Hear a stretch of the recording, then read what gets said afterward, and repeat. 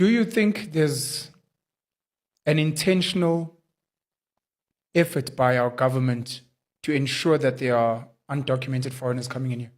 Definitely. Because the issue, remember, I think it was 2008, there was conflict between the locals and foreigners at the time. Yeah. Unfortunately, that conflict turned out to be somewhat violent. I think lives were lost. Yeah.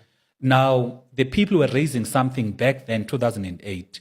Now, any government would have looked at what transpired in 2008 and saying, how then do we prevent, such conflict from occurring in the future?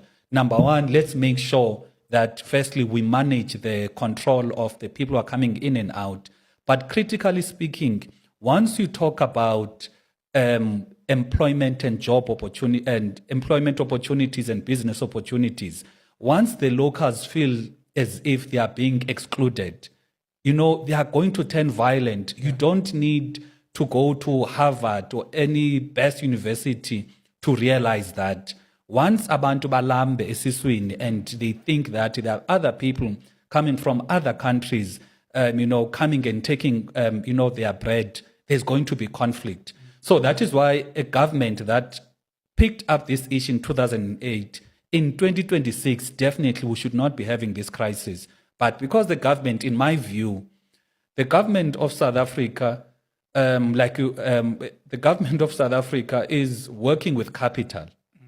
And as they are working with capital, they're wanting to keep as many people as poor and unemployed as possible because it is very easy to control such people.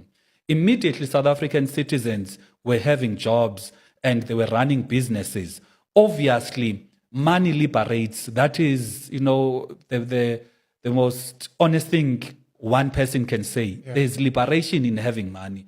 Once you have liberated people, liberated South Africans, who at least they're comfortable that they're at least having 3 meals a day. Then they start asking questions when what is the ownership status of the means of productions, of the banks, of the big industries in our country. Sure.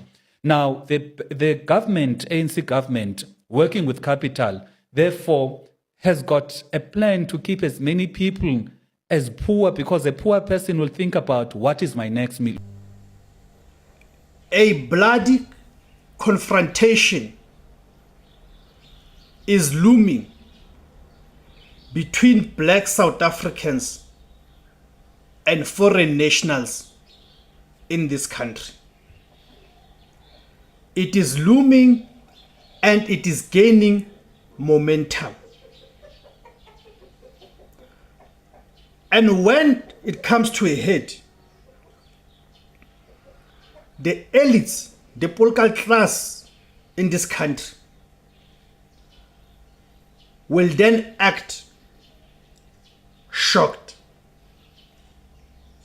They will then act surprised, as they always do whenever there is a crisis. That is so because the outcry, the complaints, and the suffering of black South Africans at the hands of foreign nationals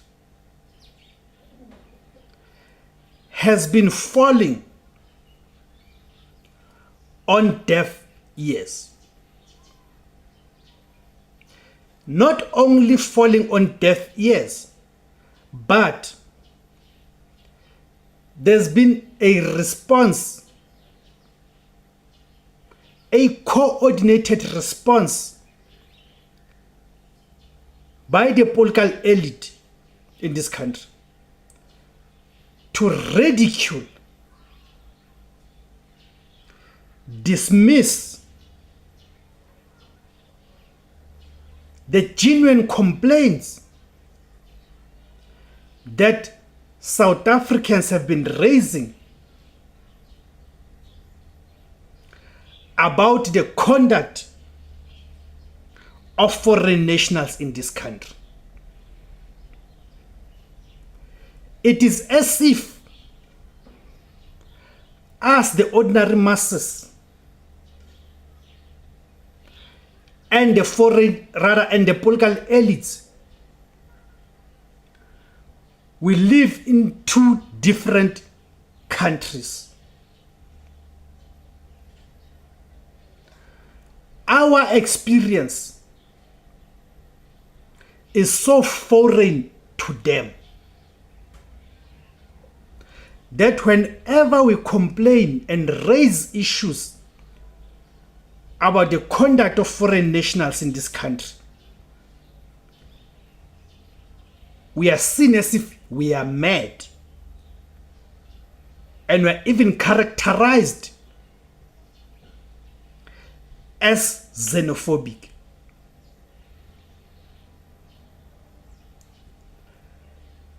You'd swear that the political elites in this country do not know about the hijacked buildings within our cities. Buildings that have been hijacked by foreign nationals. And in the process of that, the lives of South Africans have been lost at the hands of merciless foreign nationals who have made it their business that they will spare or they'll spare no life. They'll spare no life whenever anyone dares to challenge them or proves to be a stumbling block in their quest to hijack buildings and perpetrate criminality in this country. You'd swear that the political elites do not see how foreign nationals have been peddling drugs in this country. Drugs that have destroyed the black youth in this country to an extent that the black youth has turned into zombies. The prostitution. And what is worse, it is that the black elites, working, of course, with the business class, the bourgeois in this country, are benefiting from these foreign nationals, are employing these foreign nationals in their establishments so as to avoid complying with the labor laws of this country, because they can underpay these foreign nationals. They can subject these foreign nationals to slave-like working conditions. They don't care, because financially, economically, they are benefiting from the presence of these foreign nationals in this country at the expense of South Africans. So it is reaching that boiling point whereby South Africans will say, we've complained enough, we've written about this, we've made videos about this, but no one is willing to listen to us. We are treated like a piece of shit in our own country. So when South Africans begin to act, then they will be called xenophobic. And this is a ticking time bomb. I'm not instigating anything here. I'm talking about what is on the ground that we are witnessing on a daily basis. But the political class are so determined to ignore and turn a blind eye on all of that. Thank you very much, guys, for tuning in. My name is Tebos Kosana. The name of the platform is IZWI LABANSUNDU, the voice for Africans. Kama Africa.